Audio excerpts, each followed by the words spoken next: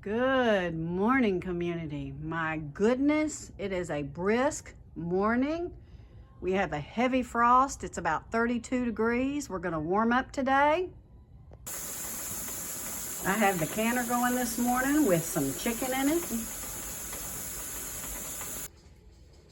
And with the bones left over from my chicken, I got a big pot of bone broth going, guys. We are not wasting anything. Nothing.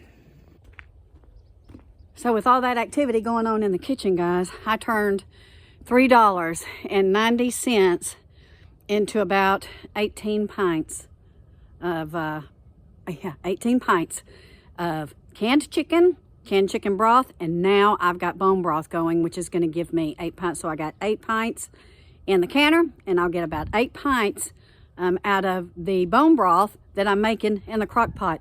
$3.90. Now, Brookshire's had a 10-pound bag of leg quarters on sale for $3.90. So I picked it up and I thought, man, I can't pass that up.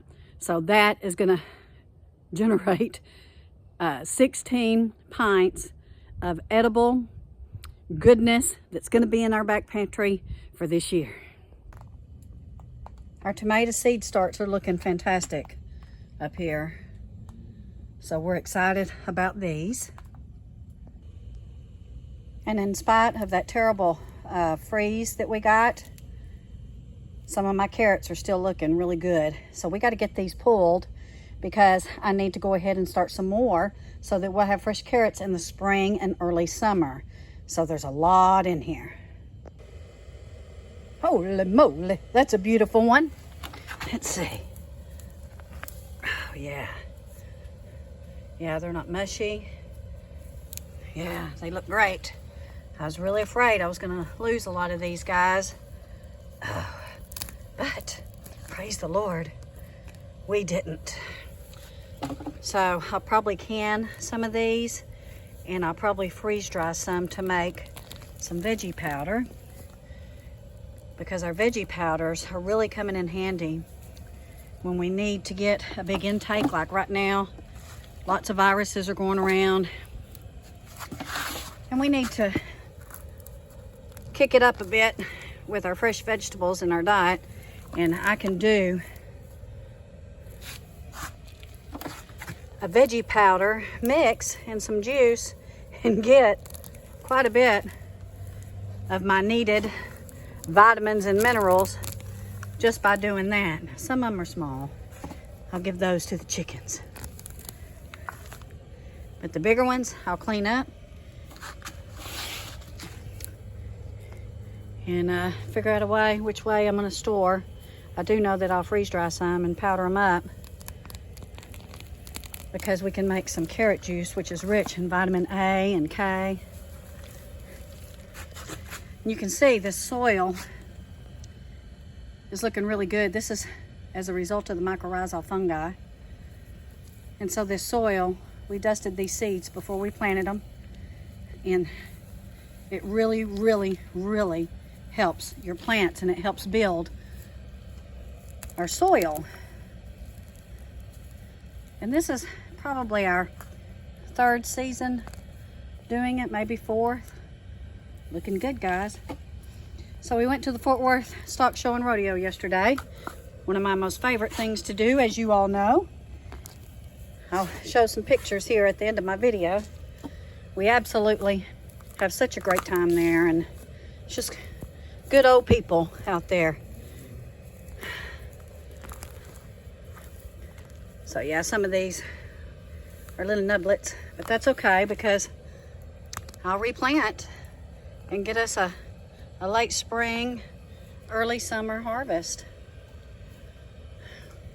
So thank the Lord for these carrots. And you can see how rich this soil still looks, and it's very workable. Yeah.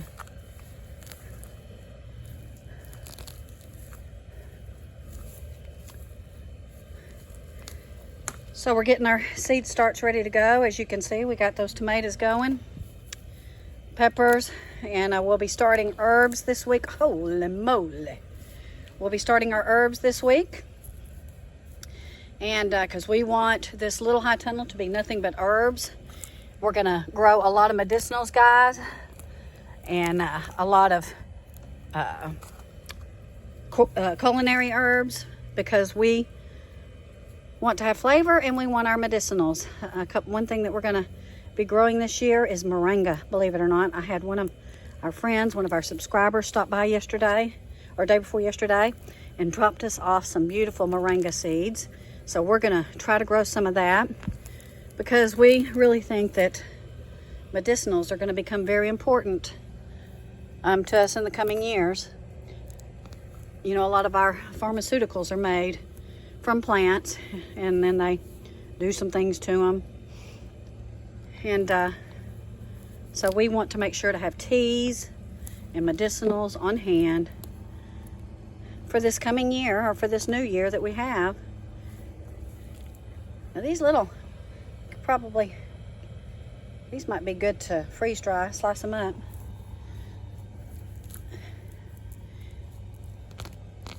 And I saw you, Sharon, who bought some of our bell pepper powder, using it yesterday. Thank you so much. On your roast and your potatoes. You said it tasted really, really good. So thank you so much. But yeah, for those of you who have shopped with us and bought like our beet powder and stuff like that, let us know. Be sure and let us know how you like that stuff. And I think my favorite, again, is still the Thai basil. It just has such a wonderful flavor and so aromatic. So did our carrots survive? I think we got down to like 6 degrees. You bet they did. Thank the Lord. I was so worried because the tops looked a little harried, but the roots look really, really great. So this week we're supposed to be in the 60s. That's really good, guys, because we really need a little bit of warmth. We've had lots of rain. It's flooded here. Everything is muddy. We really need some dry out time. But it's my understanding that the second week of February could be a little harried, and we could have some winter precip here in Texas. So keep your eyes open, guys, if you're down here with us. Those girls love them carrot tops. So it's not going to be long before we be putting some things in the ground here in Texas. Probably the end of March, first week of April. But we are going to have seed starts or plant starts probably around mid-March. We're going to work really hard to get us a good assortment and a good batch this year, because we do sell plant starts to our community out here. And they seem to love them, and they do very well. That sun feels a little good. I hate to say that, because y'all know how much I hated that summer, and we sure don't want another one. So we did cover up the cauliflower during that blast, and some of it made it, guys. I think I see a little bit of a head in there. Yeah, I'm not sure. It's gonna be all right. We'll be watching it, but. And then my kale over here made it. So what we did cover, I'd say about 50% of it made it. You can see over there, some of that didn't. But we're gonna watch these cauliflowers here. And if all else fails, if it doesn't look like I get any heads, I'll be feeding these leaves to the chickens, or I can freeze dry these as well and put and make them part of my vitamin mix. So it's chilly out here, but inside these high tunnels, it's not that chilly. In fact, it's downright warm. These are some of our other tomatoes that Greg started. And you can see my glasses fogged over because of the temperature difference from out there to inside here. Now this has got a lot of humidity in this big high tunnel, but boy, we got a lot of cleanup to do as well. Here's our new seed starting table. Greg has got the heating mats out. He has them on because we want to make sure that they're going to stay on and they're not going to flip a breaker, because we are going to be counting on this seed starting table to get us an abundance of vegetables for our farm and for other farms around us. Pick me some of them Crimson Giant radishes for my salad this week. So we have about another at least 8 weeks of iffy weather as far as planting any of our spring crops here. A lot of people wait until Easter. This year, Easter is early, guys, super early, like 2 to 3 weeks earlier than last year. So we're going to be watching the forecast. We're going to be watching the weather very carefully so that we know when we're safe to put things in the ground. And boy, do we have a lot of cleanup to do out here. Boy, oh boy. And this is the raised bed outside. It had all my beautiful greens in there. What a mess, guys, what a mess. But look, there's a little bit of sign of life. So we're gonna have to get in here and cut back what we can. A little bit of sign of life here. Oh my goodness, this stuff is very well rooted. Greg's gonna have to help me. Pull it out. Oh my goodness.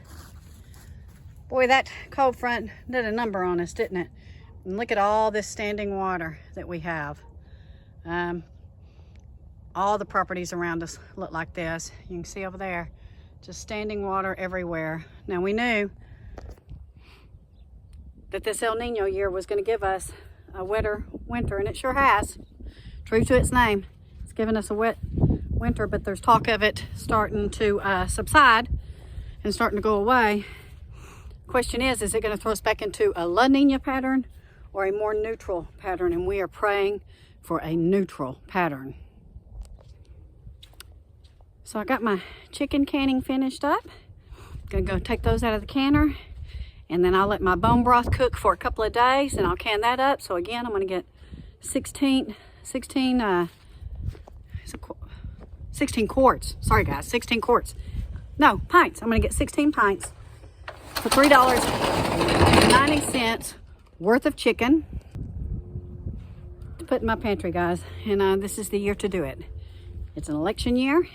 Things are very uncertain. Things are very unsteady. So make sure when you cook your chicken or your steaks or your roast or your hams, if you have any of the bones left, you want to go ahead and pop that in the crock pot and make yourself a good broth to put back there in your pantry, because you can use that to flavor up anything or just to drink by itself if you're not feeling well. And speaking of, Greg's mom, Charlotte, has been in rehab. She was in for about 10 days. She had fallen, and so they were putting her in rehab to help her get back up and get her legs back moving. And then she came down with COVID, and so she had to stay a couple of days longer. But she's home now, so keep praying for her, guys. Keep praying for her quick recovery and for her ability to get up and about. She sounds real good, Greg says, and so we're very thankful for that. Anyway, I wanted to give you guys an update and let you know what was going on in this muddy mess that we live in right now. Show you that our carrots survived, and we are so very thankful for that. We love you all, and we will be in touch. Have a wonderful week, and take advantage of this warm weather in the south this week, because I think second week of February, it's going to get pretty nasty, so stay tuned. Love you all. See you soon.